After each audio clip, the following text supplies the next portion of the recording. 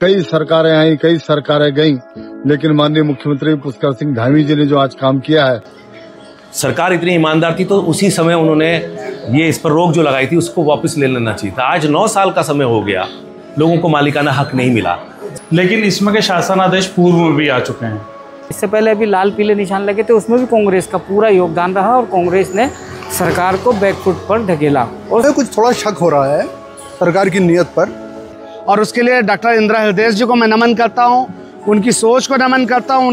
एक अधिसूचना सरकार द्वारा जारी की गई, शासन द्वारा, जो मालिकाना हक भारतीय जनता पार्टी के शासनकाल में छीनने का काम किया था 2020 में, और जिसको लेकर माननीय उच्च न्यायालय में हम लोग गए थे और सरकार वहाँ हमसे निरंतर लड़ती रही।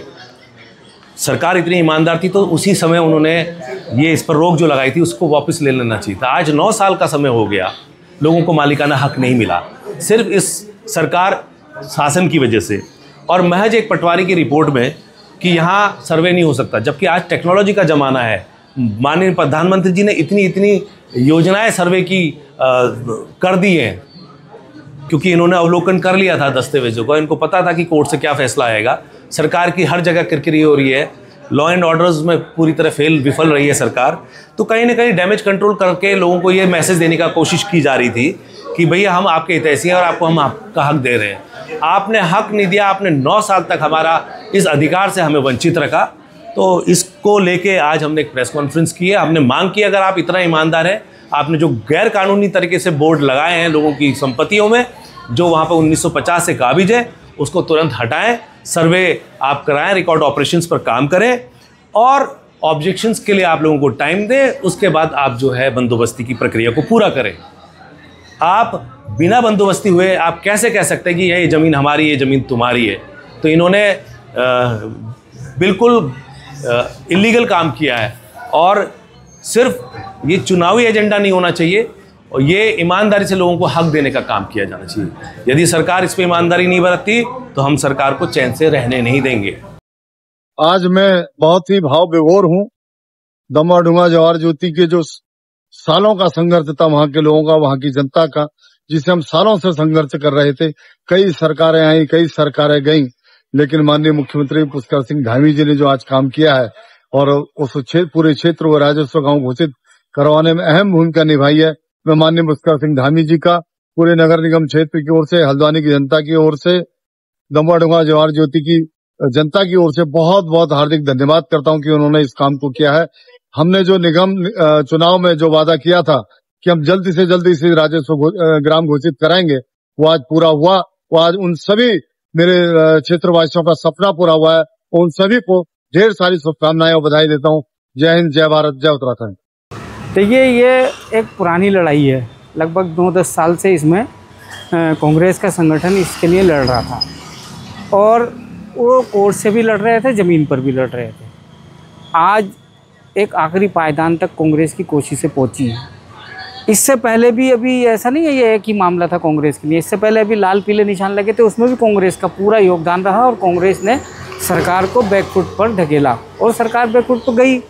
हाँ, खुशी के साथ साथ एक परेशानी भी होती है कि हमारी क्या गलती थी अल्पसंख्यकों की। हम तो तुम्हारे साथ जो है 1937 से जुड़े हुए हैं। जब से कांग्रेस बनी भारत में, तब से हल्द्वानी का कांग्रेस से जुड़ा हुआ मुसलमान रहा है। किसी को किसी भी दौर में उठा करके देख लीजिए। हाँ, ये हमें छलावा सा महसूस हो रहा है कि कांग्रेस अगर हमारे साथ भी होती, हमें भी मालिकाना हक बन जाता। हमारी उस श्रेणी की ज़मीन भी नहीं है, लेकिन हमारे साथ थोड़ी सी मेहनत करने की ज़रूरत थी। लेकिन हाँ, ये ज़रूर है कि सारी चीज़ें क्लियर हो गई हैं। अब 2027 जो होगा, जो हमारे साथ था हम उसके साथ रहेंगे। इस पर हम पूरी कोशिश करेंगे। अपने जितने भी मुस्लिम भाई हैं, सबसे मैं अपील करूंगा कि जो आज हमारे साथ है, इलेक्शन में हम उसके साथ खड़े होंगे, ना कि हम पार्टी देखेंगे, ना कि हम सिर्फ व्यक्ति देखेंगे। देखिए, मालिकाना हक अगर मिल जाए तो बहुत खुशी की बात है। और सबसे बड़ी ज़्यादा खुशी और होती है कि जो क्षेत्र के अन्य इलाके हैं, राजपुरा है, बनभूलपुरा है, तुम्हारे डम्बर ढूंगा को तो मिल ही गया है, बाकी तुम्हारे बात जाला है, उनको भी मिल जाता तो बहुत खुशी की बात होती। लेकिन हमें कुछ थोड़ा शक हो रहा है सरकार की नीयत पर कि इन्होंने सरकारी भूमि, जो वहाँ पर खेती की ज़मीन है, जो 1950 से 1955 तक जो लोग वहाँ पर खेती करते आ रहे हैं, क्योंकि सब वहाँ पर खेती थी पहले, तो वहाँ लगातार कुछ मकान बन गए।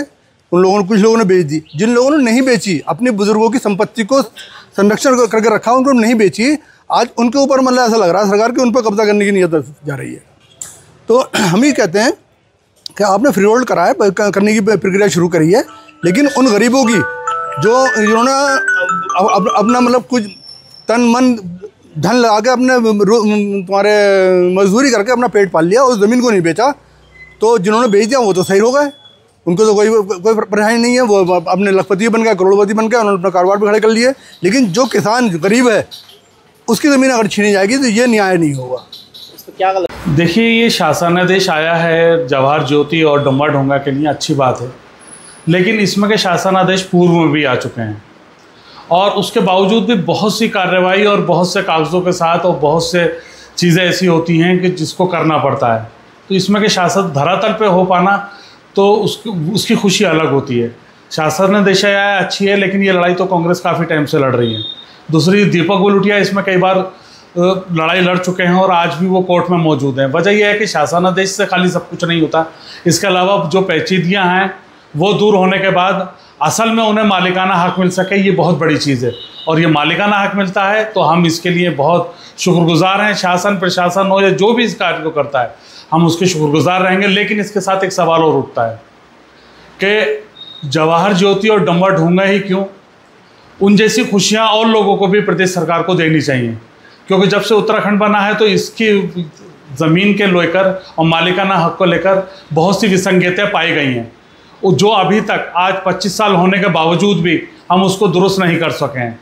इसी क्रम में बिंदु खत्ता है, बागजाला है, बनबुलपुरा का क्षेत्र है, बनबुलपुरा क्या पूरे हल्द्वानी का क्षेत्र है, जो पुराना काड़ूदाम और हल्द्वानी नगर पालिका हुआ करती थी। इसमें नुज़ूल का मसला है बहुत ज़्यादा, जिन्होंने बसाया है इसको और एक ज़माने से टैक्स दे रहे हैं, तो उनको भी मालिकाना हक इसके साथ साथ मिलना चाहिए।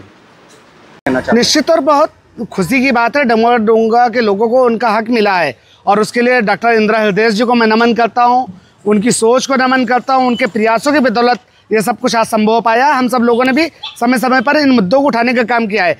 इसके साथ साथ मैं माननीय पुष्कर सिंह धामी जी से कहना चाहता हूँ कि राजपुरा है, बलवानपुरा है और उत्तराखंड के अन्य हिस्से हैं, पूरे हल्द्वानी को जो लोगों का मकान है, लोगों की ज़मीन है, उनको उसका मालिक बनाया जाए, उनको मालिकाना हक दिया जाए।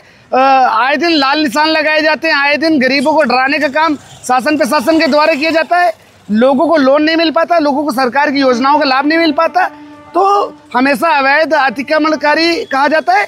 तो जिस तरीके से डम्बा ढोंगा के लोगों को लाभ देने का काम किया गया, उसी तरीके से राजपुरा, जवाहर नगर, इंदिरा नगर, वार्ड नंबर 12, 13, पूरी हल्द्वानी, पूरे उत्तराखंड और पूरे देश के लोगों को उनके मकान, उनकी जगह का मालिक बनाने का काम करना चाहिए।